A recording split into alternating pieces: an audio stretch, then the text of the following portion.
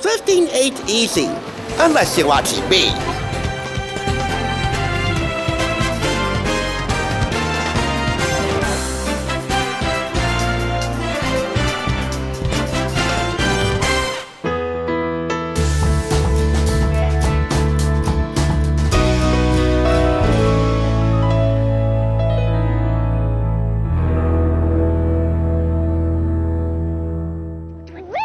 Good Monday morning! Welcome to the thrift store rundown where, as always, bringing Hollywood home on a budget is the name of our game. However, when it comes to three specific television eminences, we play to win. Friends, noting that Central Perk was the group's hangout of record all 10 years. That perks up The Bachelor, which hands out roses like a priest does with communion wafers, but with more guilt. And, of course, Pretty Little Liars, Rosewood, Pennsylvania, where mystery and mayhem were made the order of the day. You blend them all together, as we often do around here, and what do you get? A creator favorite.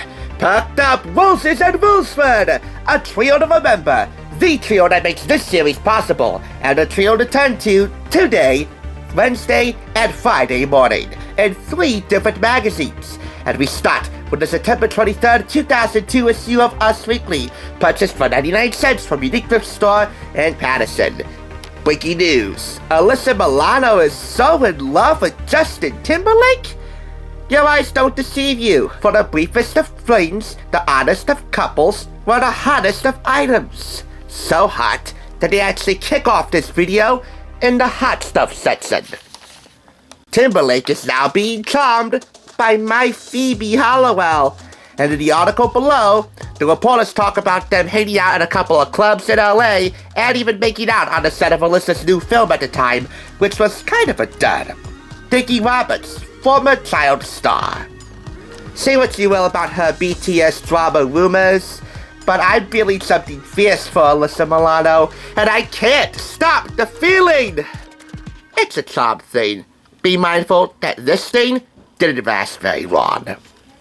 Now, on to the schedules for NBC premiere Tuesday and Thursday, September 24th and 26th. It's a mixture of young upstarts and established veterans in the must-see TV diamond field.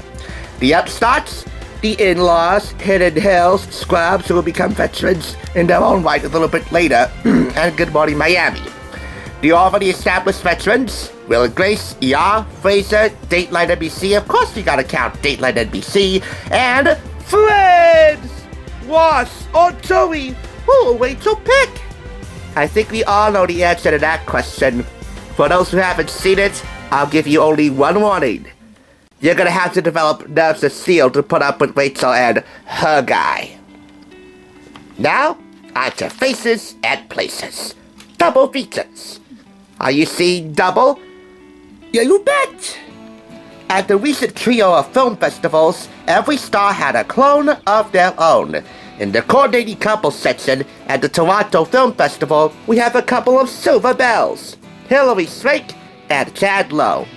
I want to emphasize Chad Lowe for just a little bit, even though at the time his brother Rob got more hype on NBC's The West Wing, and he even got his own show the following year, The Lion's Den. Lest we forget, Chad Lowe would gain some traction of his own as Byron Montgomery, Aria's dad on PLL, playing opposite Holly Marie Combs, the former charmed one, and my favorite charmed one, Ella, Aria's mom and Byron's estranged wife.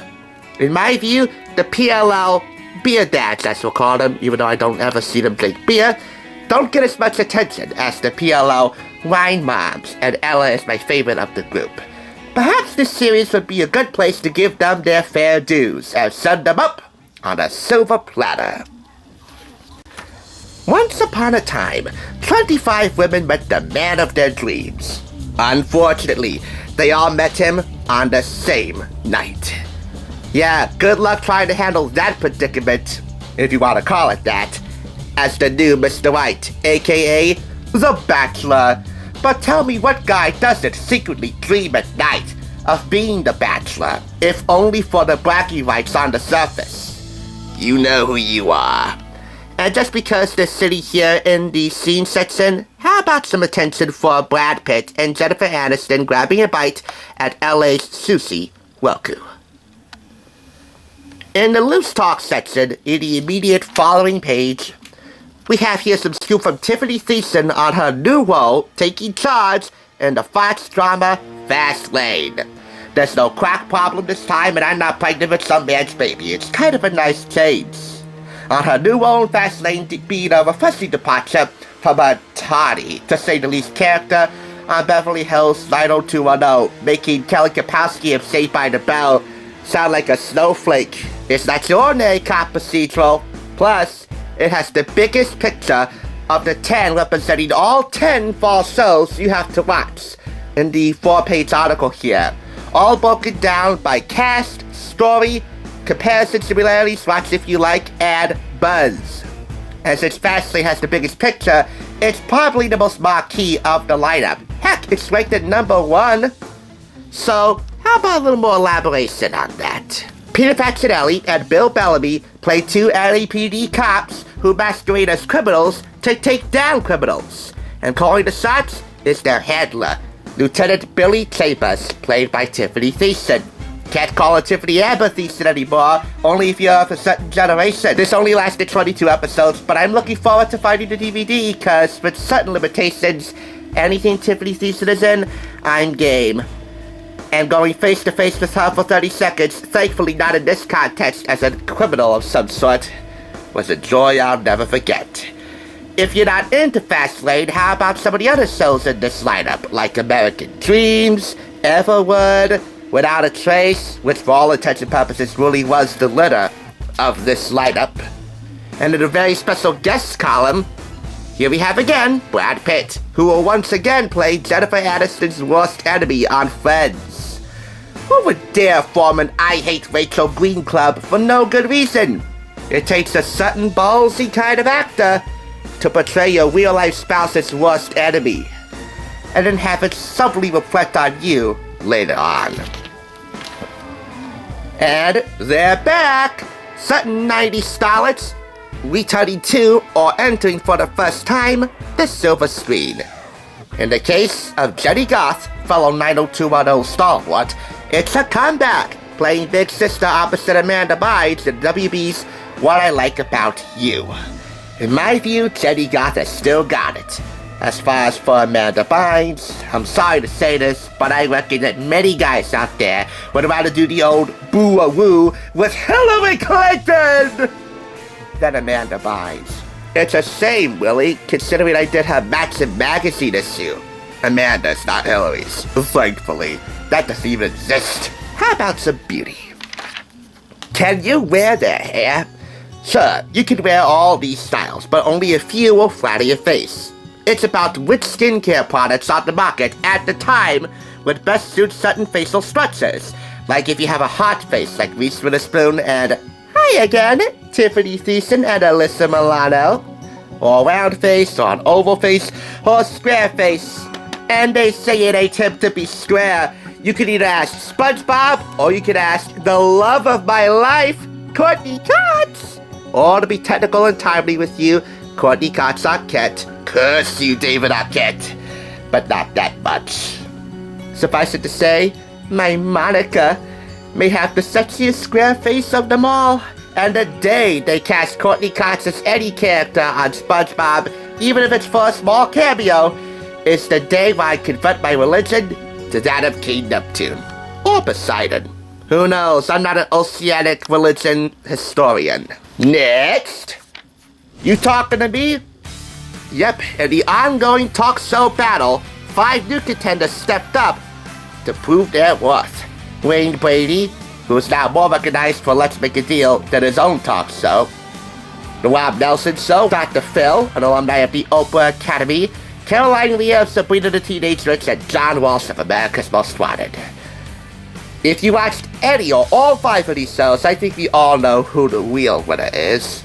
I covered him a couple of times before, and I have no further interest in covering him now unless I absolutely have to. He lost his touch. Just a little bit. Why can't we go back to the light-hearted stories that actually mean something that can do some measure of good, Dr. Phil? You know what you did, and you know what you can do.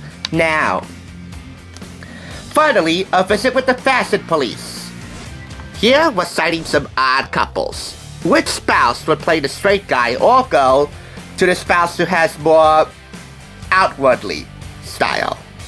In this case, it would be again Courteney Cox, serving the understated yin to then-husband David Arquette's out-loud yang.